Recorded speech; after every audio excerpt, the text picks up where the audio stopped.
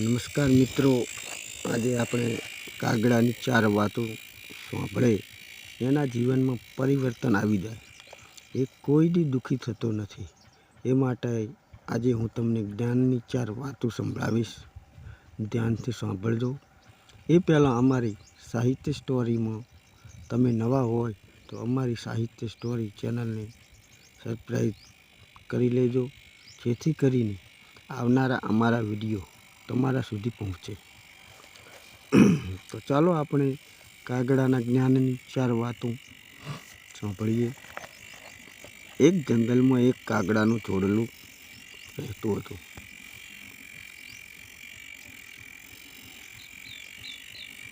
અને એ ઝાડ ઉપર બેઠું હતું. બેઉ ઘણા સુખ શાંતિથી રહેતા.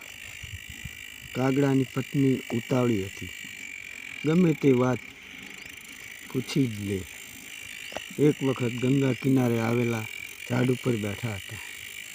કાગડાની પત્ની કહે, આજે મારું મન ખૂબ વ્યાકુળ છે. હે સ્વામી, કોઈ એવો ઉપાય બતાવો કે મારું મન હલકું થઈ જાય. હે પ્રિય, કેમ તારું મન વ્યાકુળ છે? તેનું હલકું મન મારું શું કરું જેથી કરીને તારું મન હલકું થાય? એવી વાત સંભળાવો કે મારું મન હલકું થઈ જાય અને એ વાતને મને ધ્યાન પણ મળી રહે. હે પ્રિય, મનુષ્ય ગમે તેટલો ગરીબ હોય પણ 4 વ્યક્તિને હંમેશા ભેગા રાખવા જોઈએ. એનું કોઈ દી અપમાન ના કરવું જોઈએ. પછી કાગડી બોલી, હે સ્વામી, એ કોણ 4 વ્યક્તિ છે કે કોઈ પણ મનુષ્યને સાથે રાખવા જોઈએ? હે પ્રિય, આ વાતનો ઉલ્લેખ હું તને એક વાર્તાના આધારે બતાવીશ, તું સાંભળ. એક ગામમાં એક વૃદ્ધ સ્ત્રી અને એના 2 છોકરા સાથે રહેતી હતી. એના પરિવારમાં 3 જણા જ હતા. એને જમીન પણ થોડી હતી. થોડી જમીન કામ કરતાં કરતાં એનું જીવન જમીન ઉપર જ ધીરે ધીરે ચાલતું હતું. જ્યારે 2 છોકરા જવાન થઈ ગયા, વિવાહ લાયક થઈ ગયા, ત્યારે વૃદ્ધ ડોશીએ 2 છોકરાને પરણાવી દીધા. ગર્ભમાં 2 વહુઓ આવી. થોડાક વર્ષો તો પ્રેમથી બધું ચાલ્યું, પણ સમય જતાં 2 વહુઓ વચ્ચે નાના મોટા ઝઘડા થયા. હવે તો વૃદ્ધ ડોશીમાં પણ વહુઓના રોજના કજિયા જોઈને કંટાળી ગયા. ડોશીએ એના 2 છોકરાઓને વાત કરી, પણ છોકરાઓની વાત પણ 2 વહુએ સાંભળી લીધી. એક દિવસ ડોશીએ 2 દીકરાને બોલાવીને કહ્યું, બેટા, તમે 2 પરદેશમાં જાઓ અને નોકરી ધંધા કરો. તમારી રીતે નોકરી ગોતી અને નોકરી અને પૈસા આવવા માંડે એટલે કજિયા મટી જાય. ગમે ત્યાં લગભગ ઝઘડો પૈસાનો જ જોવા મળે. પૈસા હોય તો ઘરમાં સુખ શાંતિ.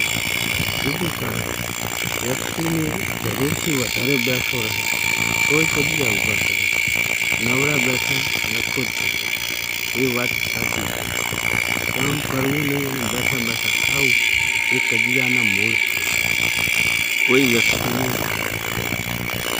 તરકી કરતો જોવો, મતલબ કે વધારે કમાતો જોઈને પણ અમુક લોકો બળે, એ પણ કજિયાના મૂળ છે. માતાની આ વાત સાંભળી 2 ભાઈ પત્નીઓને સમજાવી, મારી માનું ધ્યાન રાખજો એવું કહી 2 ભાઈ પરદેશ કમાવા. એક દિવસ મોટી વહુએ વૃદ્ધ મહિલાને સમજાવી, તું મોટી છે અને નાની છે, એકબીજાને મનથી આપવું શીખવું. કહેવાય છે કે ક્ષમા અથવા ધીરજ રાખવી એ મોટાને માન છે. વૃદ્ધ મહિલાની વાત સાંભળીને મોટી વહુમાં થોડો સુધારો થયો. બીજા દિવસે નાની વહુએ સમજાવી, તે પણ સમજતી હતી. ઘરમાં જો સંપ અથવા પ્રેમ હોય તો સુખ અને આપોઆપ આવે છે. વૃદ્ધ મહિલા વિચાર કરે છે, આ બે વહુઓની બુદ્ધિ ભ્રષ્ટ થઈ ગઈ છે. જ્યાં આપણી વાતનો સ્વીકાર ના થાય ત્યાં કોઈ દી બોલવું નહીં. વૃદ્ધ મહિલાને હવે ખાવા પીવાનું પણ આપવાનું બંધ કરી દીધું. ડોશી ખાવા માટે પોતે જાતે બનાવવું પડતું. બેઉ વહુઓ હેરાન ખૂબ કરતી હતી. બીજા દિવસે પણ બેઉ વહુએ ઝઘડવા માંડી, પણ વૃદ્ધ ડોશીએ તો જોયા વગર જ હાથમાં દાતરણું લઈ જંગલમાં નીકળી ગઈ. જંગલમાં ઘાસ વાળતી હતી ત્યારે તેની પાસે એક વિશાળ સાપ આવ્યો. સાપને જોઈ ડોશી તો ધ્રુજવા લાગી, પણ સાપ મનુષ્યની ભાષામાં બોલવા લાગ્યો, હે માતા, હું ખૂબ દુઃખી છું અને પરેશાન છું. મારું દુઃખ તને બતાવીને મન હલકું કરવા આવ્યો છું. હે માતા, હું ઘણા સમયથી ભૂખ્યો છું. મને આવવાનું કોઈ પણ મળતું નથી, ખાવાનું કોઈ પણ મળતું નથી, તો હું મરણમાંથી બચી શકું. થોડુંક મને દૂધ લઈ આપો તો હું આ સ્થિતિમાંથી બચી શકું. હું જે આશ્રમમાં રહેતો હતો તે આશ્રમમાં ઋષિનું મૃત્યુ થયું અને એ ગાય દોઈને મને પણ દૂધ પાતા અને પોતે પણ પીતા. હે માતા, મારા માટે થોડુંક દૂધ લાવી આપો તો મારું જીવન બચી શકે. નાગની વાત સાંભળી વૃદ્ધ મહિલાને આંખમાં આ વાત સાંભળીને આંસુ આવી ગયા. હે નાગ દેવતા, તમે શાંતિ રાખો, હું તમારા માટે દૂધનો પ્રબંધ કરું છું. એ ઘરે જાય છે અને વિચાર કરે છે કે કોના ઘરેથી દૂધ લઈ જાય, નાની વહુના ઘરેથી કે મોટી વહુના ઘરેથી. છેવટે વિચારીને એક દિવસ નાની વહુના ઘરેથી અને બીજા દિવસે મોટી વહુના ઘરેથી આમ વારા ફરતી દૂધ લઈ જવા ડોશી મંડી. બીજા દિવસે દૂધ લઈ નાગને પાવા જંગલમાં જાય છે અને નાગને પાય છે. નાગ બોલે છે, હું તમારો ઉપકાર કોઈ દી નહીં ભૂલું. હે નાગ, તમે મનુષ્યની ભાષા કેવી રીતે બોલી શકો? આ પ્રશ્ન મારા મનમાં ઉઠ્યો છે. હે માતા, હું એક શ્રાપના કારણે નાગ બની ગયો છું. હવે 1 વર્ષની વાર છે અને મનુષ્ય શરીર પાછું મળી જશે. ઋષિમાએ નાગની વાત સાંભળી એના ઉપર દયા આવી અને દૂધ એક દિવસ નાની વહુના ઘરેથી અને બીજા દિવસે મોટી વહુના ઘરેથી આમ રોજ કાયમ પ્રમાણે ભૂલ્યા વગર દૂધ નાગને પાવા પોતે જંગલમાં આવતી અને ઘરે જતી. એક દિવસ વહુને જોયું કે મારું દૂધ કેમ ઓછું થાય છે. એવું વહુએ ભેગી થઈ અને વાત કરે છે, મારું પણ દૂધ બીજા દિવસે થોડુંક ઓછું થાય છે. એવું વહુઓની શંકા ઘરમાં પેલી ડોશી ઉપર જાય. એક દિવસ બે વહુઓ ધ્યાન રાખે છે ડોશીને કે રોજના પ્રમાણે મોટી વહુના ઘરનું દૂધ લીધું અને જંગલમાં નીકળી જાય. બે વહુઓ પણ પાછળ જંગલમાં અને થોડે ખસીથી પડે છે. ત્યારે ડોશી પાસે એક વિશાળ સાપ આવે છે અને દૂધ પીવાય છે. આ સાપને જોઈ બે વહુઓ ગભરાઈ ગઈ અને પોતાના ઘરે ભાગી આવી અને કહેવા લાગી, આ ડોશી તો દિલ લાગે છે, તમે ઘરમાં પહોંચવા ના દો, ઘરનો દરવાજો બંધ કરી દો. આ દરવાજો વહુને આવવા માટે આપણે ખોલવો જ નથી. ત્યારે ડોશીમાં કહેવા લાગી, દરવાજો ખોલો, દરવાજો ખોલો. એવી બે વહુઓને કહેવા લાગી. પણ વહુઓ તો સુડેલે સમજતી હતી ઘરમાં આવવા દેવી નથી. જ્યારે દરવાજો ખોલ્યો ત્યારે બે વહુઓ હાથમાં વિશાળ લાકડી લઈ અને દરવાજામાં ઊભા હતા. એ જોઈ એ ખતરનાક સાપને જીભ કાઢી. સાપ એ કહે છે, આજથી મારા ધર્મશાળા માટે કોઈ જગ્યા નથી, અહીંયાથી નીકળી જાઓ. ડોશીને પોતાને મારી ઘરની બહાર કાઢી નાખી. રાતનો સમય હતો. ડોશી વિચારતી જ્યારે તે જંગલમાં બહાર અને દૂધ પાતી હતી ત્યાં એક મોટા ઝાડ નીચે આ ડોશી તો આખી રાત સૂઈ ગઈ. જોઈ રહ્યો હતો કે ડોશી રોઈ રહી છે. એ નાગ મારી ડોશી રોઈ રહી છે. નાગ મારી બે વહુઓને નાગને કહે કે મારી બે વહુઓએ મને કાઢી મૂકી, કારણ કે હું દૂધ તમારા માટે સંતાડીને લાવતી હતી. મને દૂધ પાતે જોઈ મારા દીકરા પરદેશમાં છે. હું ક્યાં જાઉં? હે માતા, હું તમારો દીકરો છું. ચાલો માતા. ખૂબ જંગલમાં જાય છે, આગળ ને આગળ. વૃદ્ધ મહિલા પાછળ. અને સાપ તો પોતે જ્યાં પહેલાં આશ્રમમાં રહેતો હતો ત્યાં લઈ ગયો અને રહીને કહેવા માંગ્યો કે હું અહીંયા રહેતો હતો અને આ એક ગાય છે. ગાય પણ અહીંયા જ હતી અને સાથે ગાય પણ થોડી જ વારમાં આવી જાય છે. હે માતા, આ ગાયનું દૂધ દોવો, મને પીવડાવો અને તમે પણ પીવો. ઋષિની કૃપાને લીધે અહીં અન્નપૂર્ણાનો પણ વાસ થાય છે. ડોશી તો આશ્રમમાં રહેવા લાગી, ગાયને ઘાસ ખવડાવતી. નાગ કાયમ જંગલમાં જાતો આવતો ને એક દિવસ તો નાગને પણ પાછો આવ્યો નહીં, એટલે માતાને ચિંતા થવા લાગી. રાત થવા આવી, ગાય તો આવી પણ અડધી રાત થઈ તોય નાગ ના આવ્યો. ડોશીએ કંઈ કાઢ્યું નહીં. બીજા દિવસે જંગલમાં ગોતવા ડોશી નીકળે છે અને જોવે છે કે નાગ ઉપર લાકડા પડવાથી બહાર ના નીકળી શકતો. આવો જોયું અને બેટા એને લાકડા આગળ કરી સાપને બહાર કાઢે છે અને ઘરે લાવી મલમપટ્ટી કરે છે. રોજ દવા કરવાથી સાપને જે લાકડા લાગવાથી લોહી આવેલો હતું તે બધું મટી જાય છે.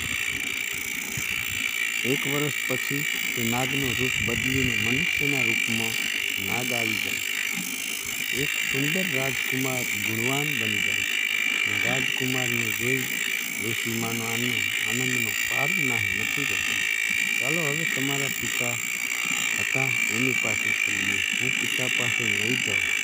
મારા પિતાએ મને જંગલમાં મૂકી દીધો હતો. ત્યારે ડોશીમાએ સમજાવ્યું કે બેટા, ત્યારે તું નાગ રૂપમાં હતો. એ ડરથી તને જંગલમાં મૂકી દીધો હતો. હવે તો તું એક મનુષ્યના દેહમાં છે. તને જોઈ માતા પિતા ખુશ થઈ જશે. નાગ કહે.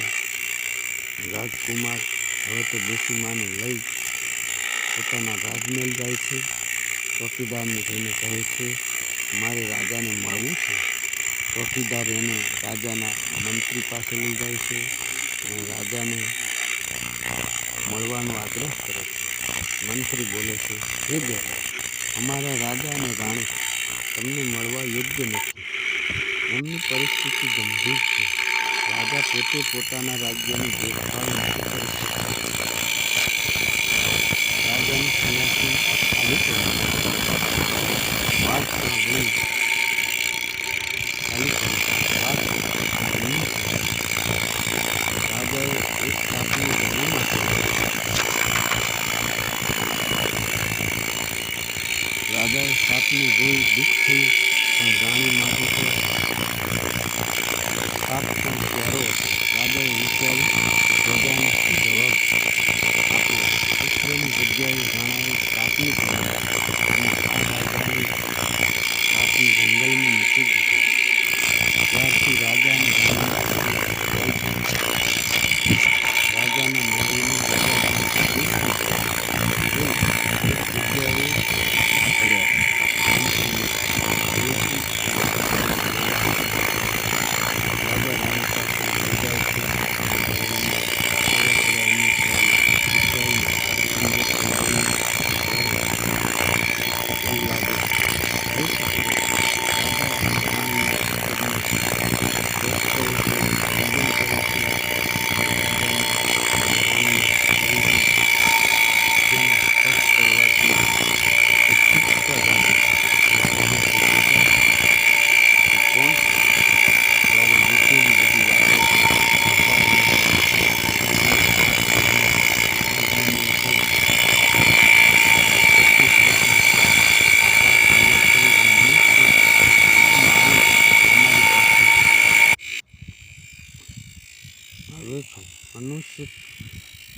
કોઈ બી 4 વસ્તુ ના છોડવી જોઈએ. પહેલી વાત પુત્ર, બીજી વાત ઘરડા થયા પછી, ત્રીજી વાત પાગલ અને ચોથી વાત છે મહેમાન. આ ચારેયને કોઈ બી ઘરના બહાર મૂકવા જોઈએ નહીં. પછી રાજકુમારને રાજા બનાવ્યો. પછી ડોશીમા પણ ચિંતામાં પડી ગયા કે મારું શું થશે. પણ રાજકુમારે એ ડોશીમાને એ રાજ્યના રાજમાતા બનાવે છે. બીજી બાજુ પેલા બે ભાઈઓ પરદેશથી આવ્યા. એના પત્નીઓને કહે મારી માં ક્યાં છે. પત્ની કહે તારી માં ચૂડેલ હતી એટલા માટે મેં મારીને તગેડી મૂકી. આ વાત સાંભળી બંને ભાઈઓ બે પત્નીઓને મારે છે અને ઘરની બહાર તગડી મૂકે છે. તમને શરમ નથી આવતી? મારી માને ચૂડેલ કહો છો. એના છોકરા પણ એની પણ ઘૃણા કરતા હતા અને ઘરડા માવતરનું અપમાન કરે તેનો એક દિવસ પાછો આવે જ છે. થોડા વર્ષ પછી બે ભાઈઓને ખબર પડે છે કે એની માતા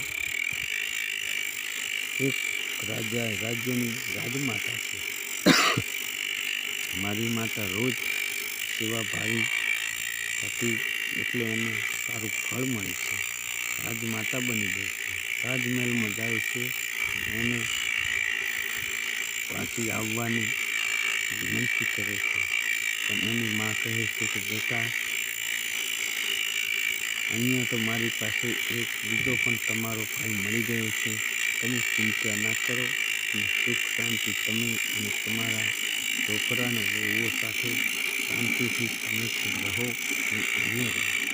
માતા પિતાના આશીર્વાદ લઈ બે ભાઈઓ ઘરે પાછા આવી જાય છે. બેટા સુખી થયા પછી વહુઓને પણ કષ્ટ પડતું રહે છે. એટલે જ કહ્યું છે કે કર્મનું ફળ ભગવાન આપતા જ હોય છે. જો તમારા કર્મ સારા હશે તો તમને ભગવાન સારું ફળ આપવાના છે. કર્મ જો